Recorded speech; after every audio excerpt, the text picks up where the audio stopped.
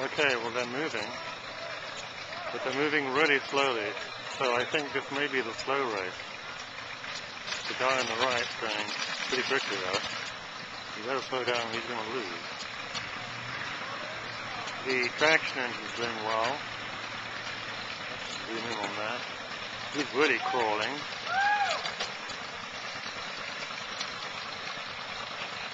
And this little guy's going pretty slowly too. This guy looks totally out of it. He's just streaking away.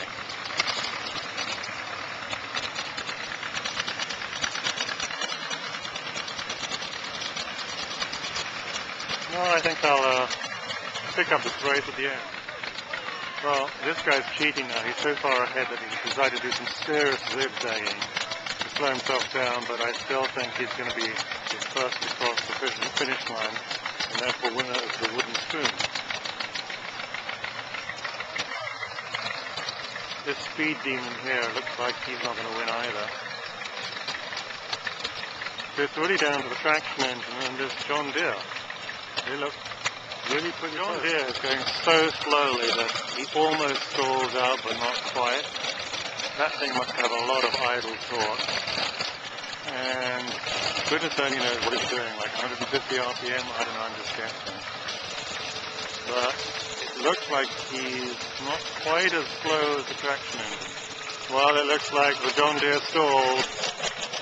So he's now, I think, moved forward to where he would be if he hadn't stalled, and he's conceding by going across the line. So we have a winner in this first event, which is the traction engine, assuming it makes it to the line, which I think it's going to. And there we go.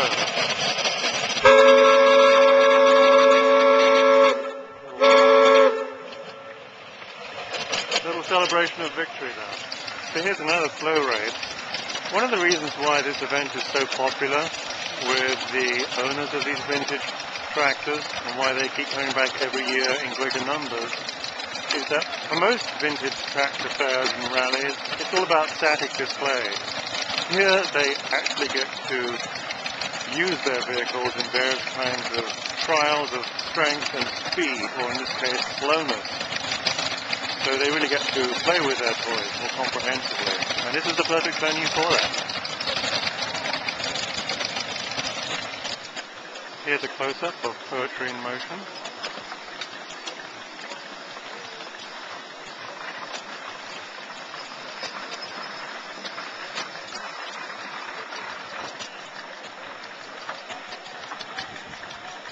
I'm actually taking my life into my own hands here because I'm standing at the end of the finishing straight here.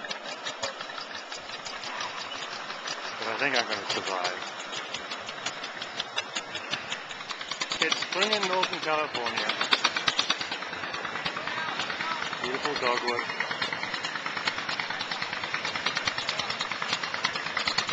The weather is not letting up, but everywhere I look, I see smiling faces. It looks like the steering on this thing is a sort of a worm and pinion with chain links to the front axle. Crude but effective. And this blue job is getting some medical attention by the look of it.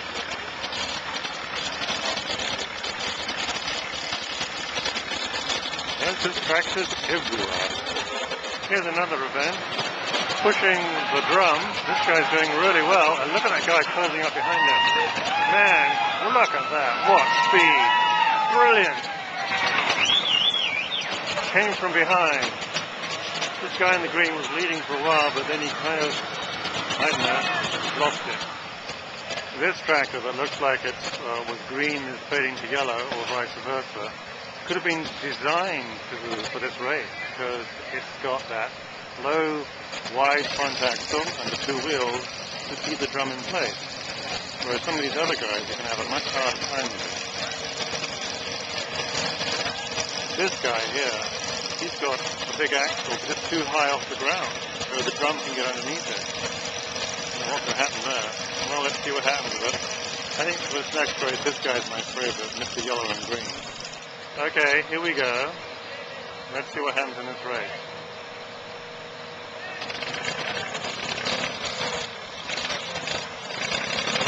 The guy tipped off, had a slow start, but there he goes. Pretty predictable, I think. Very fast. Here's the guy with the high front axle, and he's overrun it. See how much harder it is for him?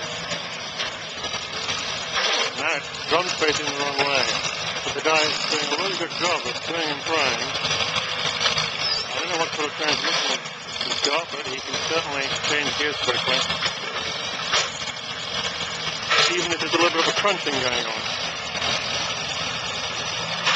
So I think you should get an award, because you've got a really tough job. Look at that. Now he's finally got a bit of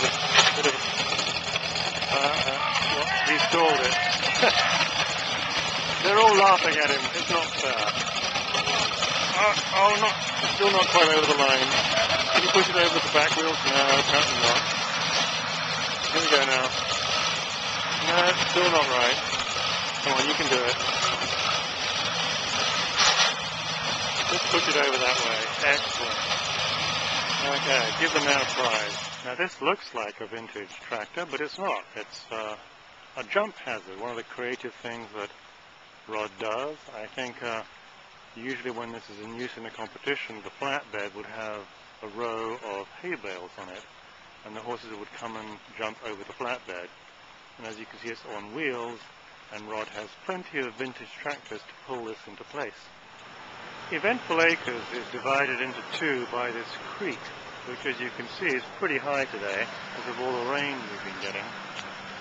The creek can be used as a hazard for horse riders. They'd have to cross it in competition. It can be quite exciting. And the one half of the property has lots of trees, which creates shadows which can sometimes disturb horses. In my case, I'm tall and my horse is big, so I've got to be careful to get whacked by low branches. Over here is the outdoor dining area, and through there is the second half of the property. This half is much more open. There are a variety of jumps, hazards, banks. Rod tends to move them around, so you have new challenges most times you come here. The big complex of banks there.